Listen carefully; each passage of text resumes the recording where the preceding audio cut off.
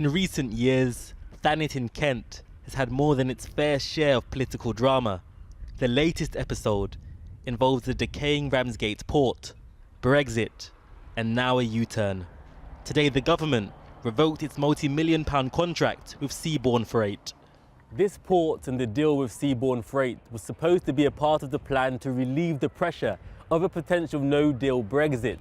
But instead, it's become a massive weight for the government, who just last month were defending their decision to issue a ferry contract to a company with no ferries. I want this service to run. This isn't something that's been plucked from thin air. But how much due diligence do you actually do when they're not even big enough to file accounts at Companies House? Well, we've been through their plans. We've been through the way they're going to deliver operationally.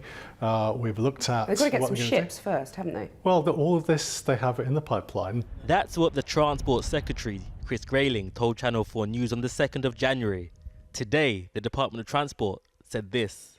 Following the decision of Seaborne Freight's backer, Arklow Shipping, to step back from the deal, it became clear Seaborne would not reach its contractual requirements with the government. We have therefore decided to terminate our agreement. There remain questions over the government's initial due diligence, but local MP Craig McKinley places responsibility on the company who pulled out. Seaborne, I know, has been much derided as a company with no ships and no experience, but it did have an experienced company behind it. I don't know the commercial reasons why Arklow have decided to pull out. There's been speculation about is it sort of pressure from the Irish government, or I don't believe that. But it's a disappointment because we're ready, and I think Thanet District Council has stepped up to the plate. You know, the government are the grown-up partner in this arrangement. I mean, are you really happy with the government's handling of this situation? Well, I am. I mean, you think about it. If they'd done nothing, they'd have been criticised. They tried to do something and get some Brexit resilience with Ramsgate coming into use if needed, and they get blamed for that as well. So I think they tried to do the right thing, and it's really out of their hands that Seaborne and their backers have decided not to get involved here. That doesn't mean the end of the story. The government say they're in talks with a replacement company, but there are other questions on the viability of the entire plan. This port has not run a regular ferry service since 2013 and is in need of development. It's being kept operational by the local council, but they cannot afford to keep it running at current costs without a new backer. We're going to lose another £7,000 a day to keep the port in a state of readiness for ferries. That's money that could be spent on homeless people, it could be spent on cleaning the streets, picking up rubbish and so forth. And it's not coming out of Chris Grayling's pocket, it's coming out of the pockets of the poor, benighted residents of Ramsgate who have suffered as a result of fantasies, clear and obvious fantasies. This entire plan was supposed to be ready for Brexit. And even if a new firm is found, it is unlikely a new ferry service with Belgium will be ready here by the end of March.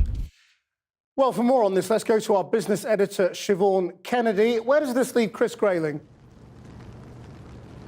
Well, Chris, let's face it, when they come to write the Brexit blockbuster, there will undoubtedly be some scenes on Chris Grayling and the saga of Seaborne. And that is because ever since this company's name first materialised, it has been mired in controversy. No ferries, no finance, and seemingly only one dredger.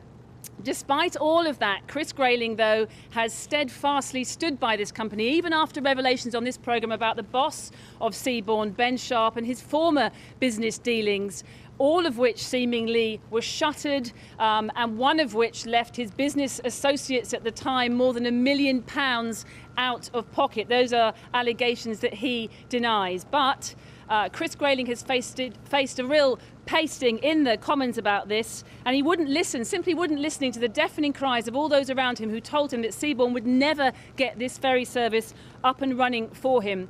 As recently as 2 days ago, even when the council in Thanet said they could simply no longer afford to keep the port of Ramsgate up and running, Chris Grayling still insisted 2 days ago that he was in talks with Seaborne. Well, tonight, Chris, he's not in talks with them anymore.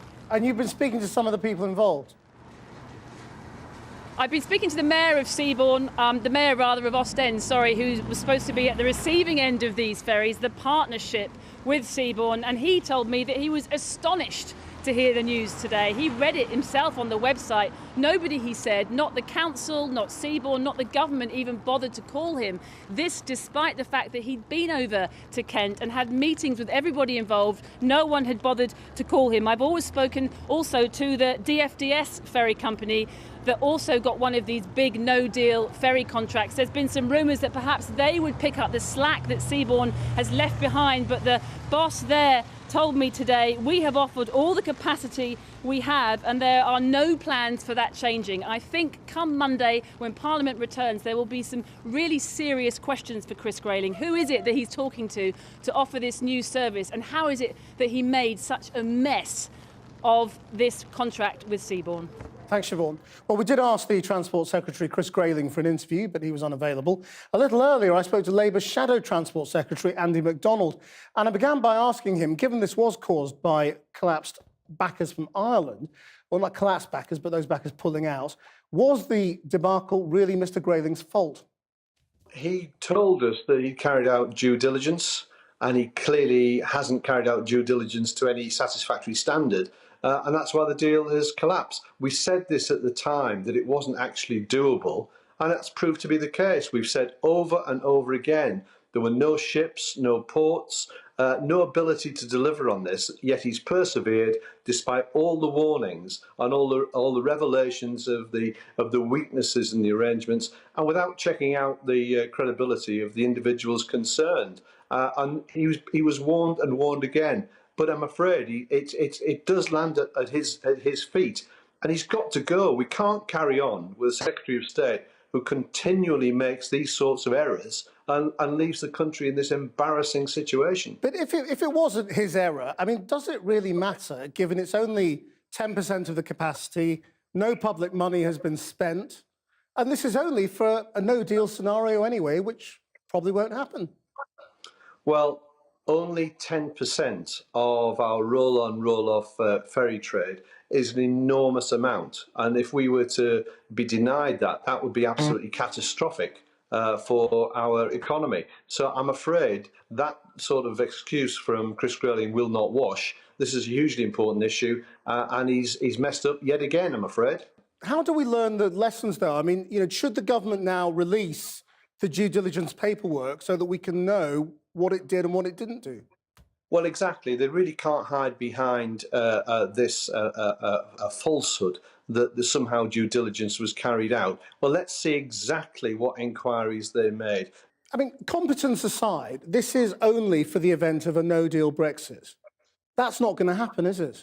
Well, it does matter because that risk has not been taken off the table by Theresa May. She could remove this at a stroke as an issue and say that quite clearly, as a Prime Minister, I'm not going to leave a legacy of a crashed economy simply because I've got to pander to the needs of the extremists in my party. I'm not going to do it. Andy MacDonald, thank you very much.